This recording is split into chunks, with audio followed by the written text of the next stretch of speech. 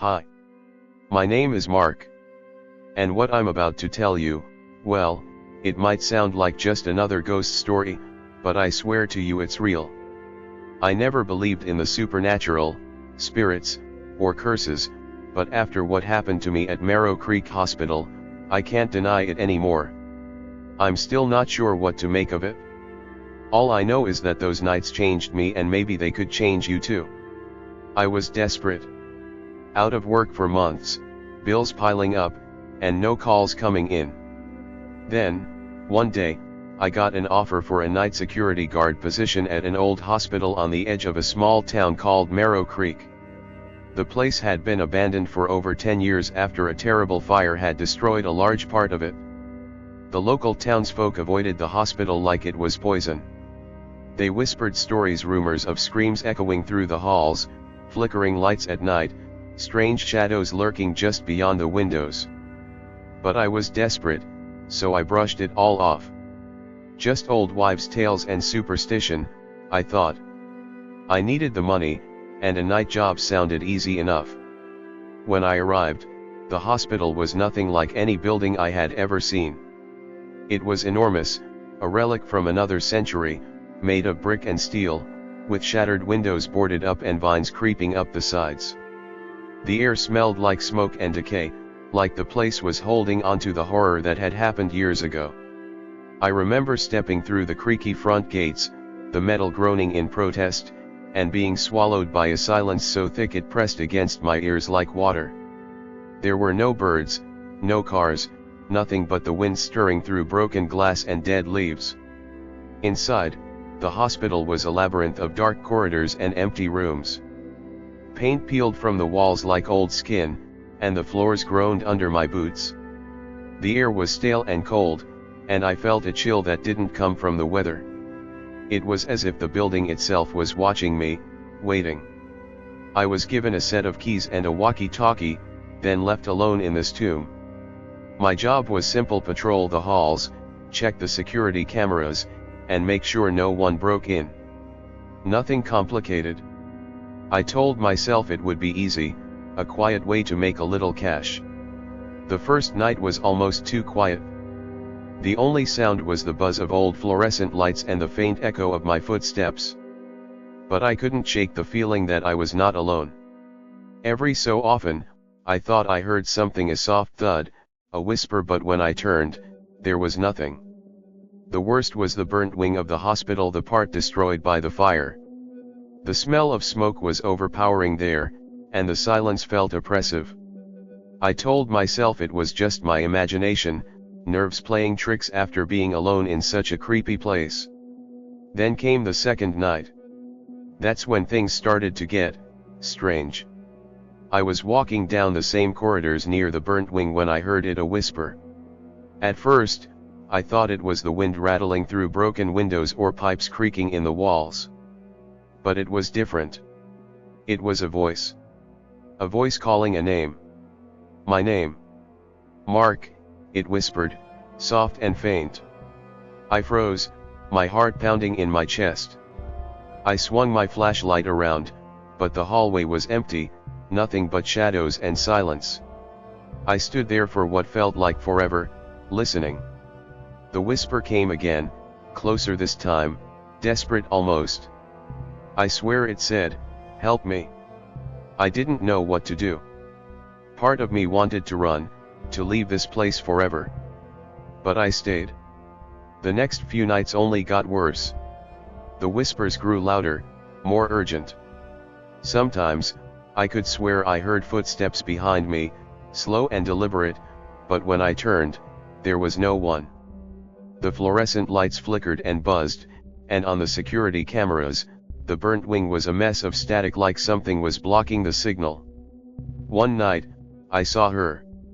Just for a moment, in the reflection of a broken mirror, a woman.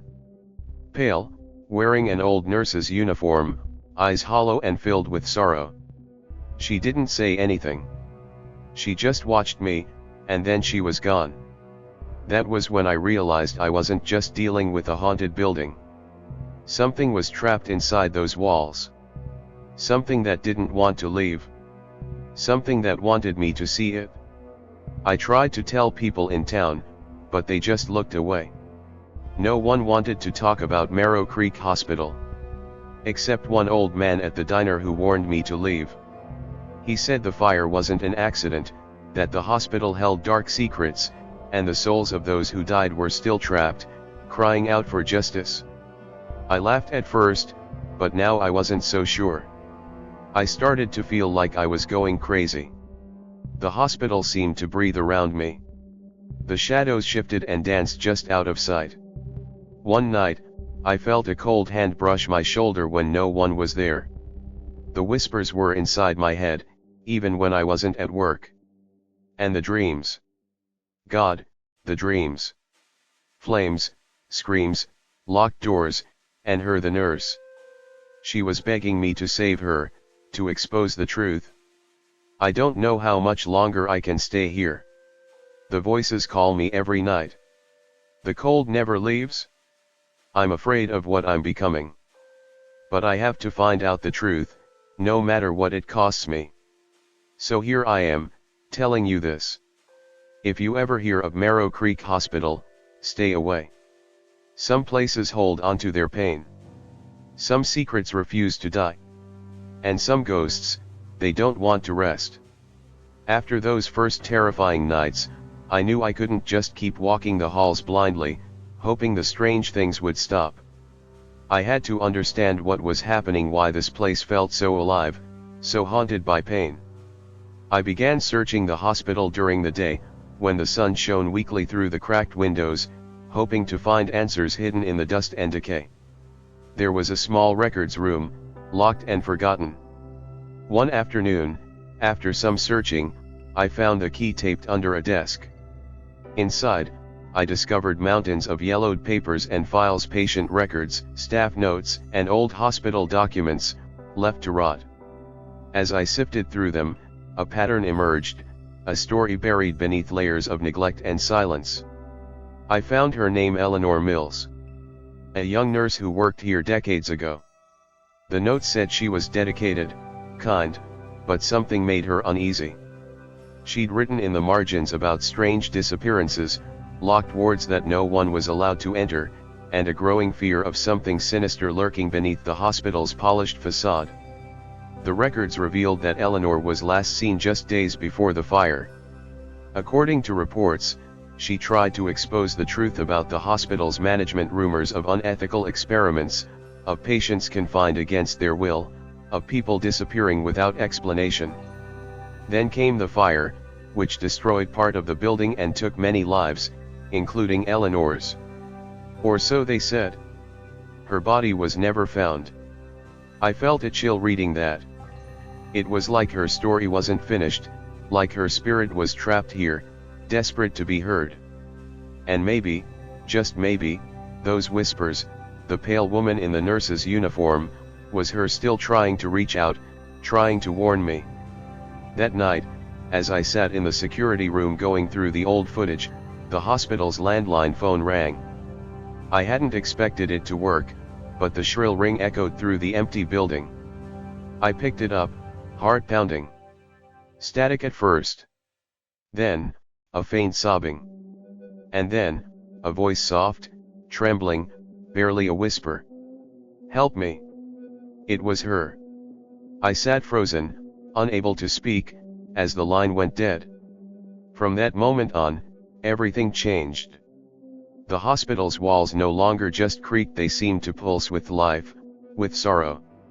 The air grew colder, heavier, like a weight pressing down on my chest. I started hearing her voice everywhere, in the hum of the lights, in the wind rattling through broken panes. I felt like I was being watched, stalked by something unseen. One night, I followed the whispers to the burnt wing again. The temperature dropped sharply. My breath came out in frozen puffs. Suddenly, a sharp pain pierced my chest, like icy fingers squeezing my heart. I stumbled back, gasping, and when I looked up, she was there, Eleanor.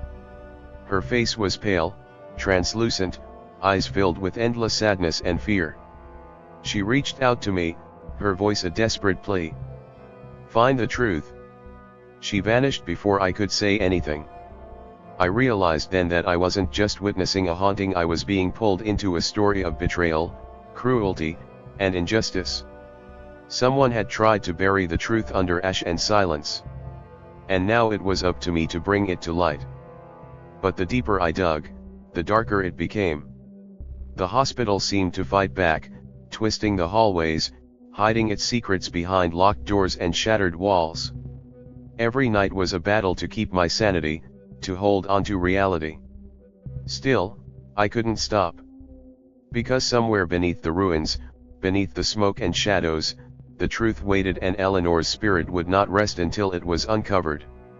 After that terrifying encounter with Eleanor's apparition, I became obsessed with uncovering what really happened in that hospital. I couldn't shake the feeling that the answers were hidden somewhere deep inside those crumbling walls, and that every step I took brought me closer to something I might never want to find. During the days, I kept digging through old newspapers and archives, trying to piece together the hospital's dark history. What I found chilled me to the bone.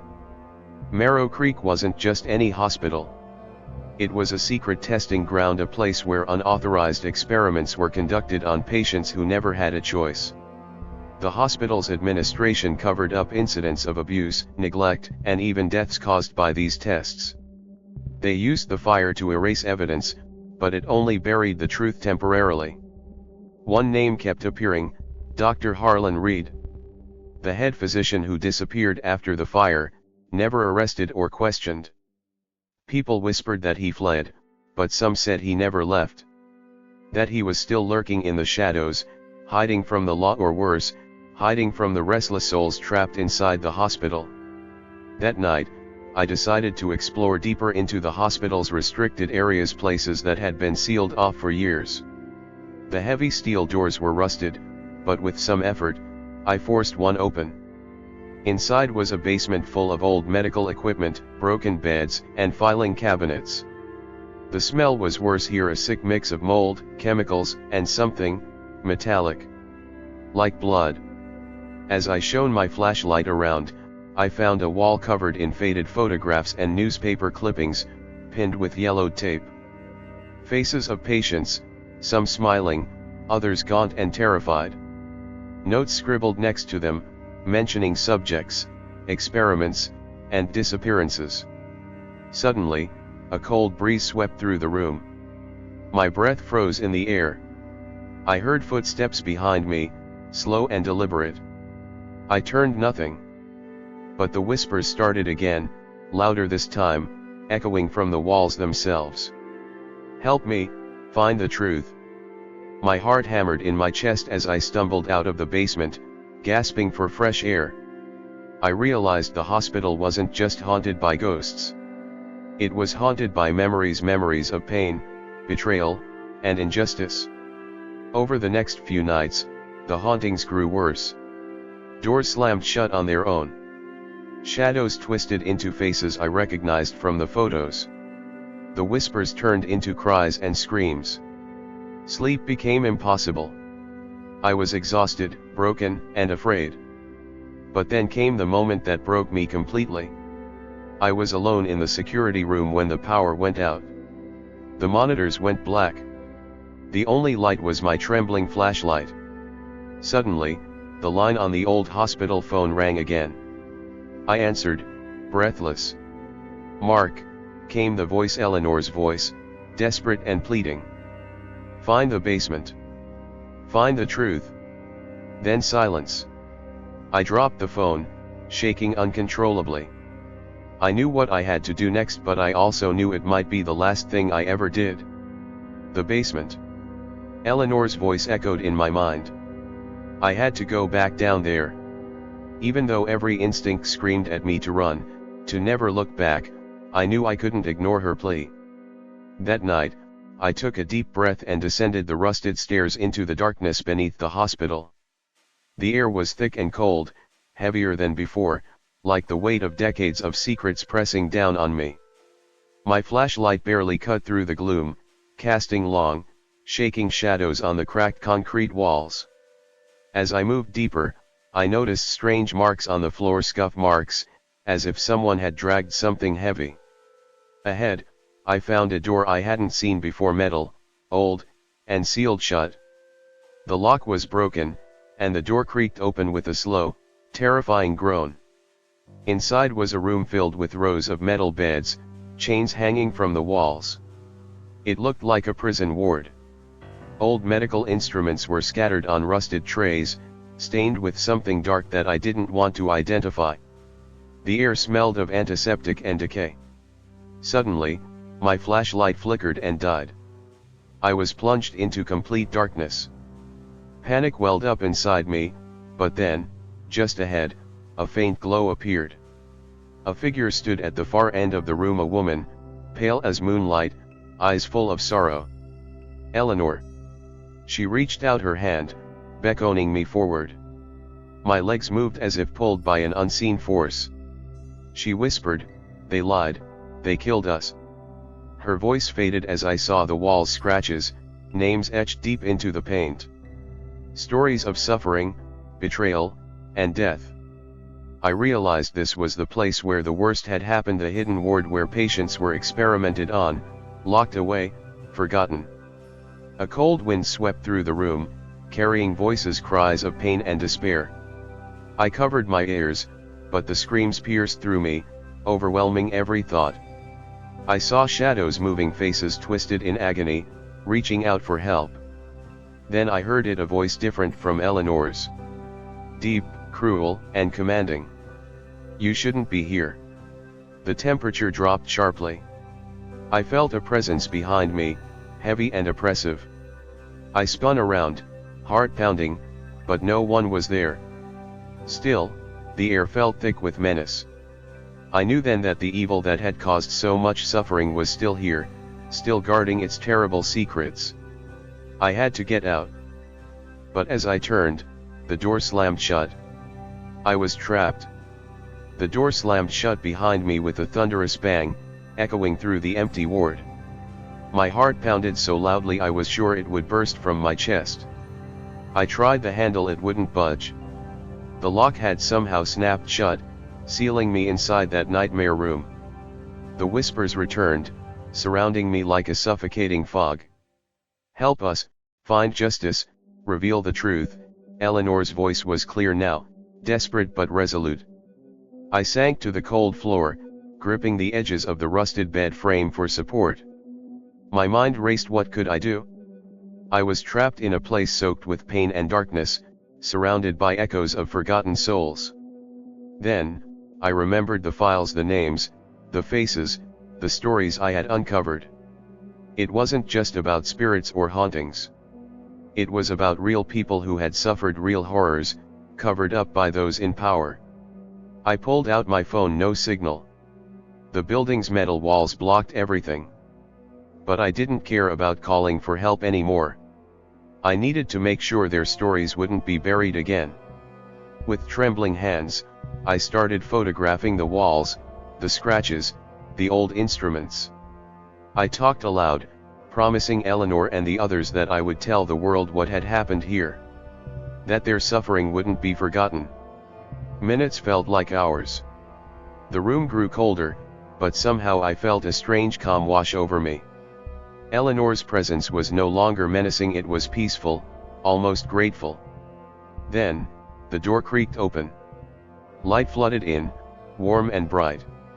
I stood up, blinking as if waking from a nightmare. Outside, the hospital seemed less hostile, the weight of years of darkness lifting. I left Marrow Creek that night knowing my life would never be the same. The truth I uncovered wasn't just a story for a ghost channel, it was a warning. Some places hold onto their pain, their secrets. And some spirits don't rest until justice is served. If you ever hear about Marrow Creek Hospital, remember this: the real horror isn't what lurks in the shadows. It's what humans do in the name of power and silence. And the last call? It's still waiting for someone to answer.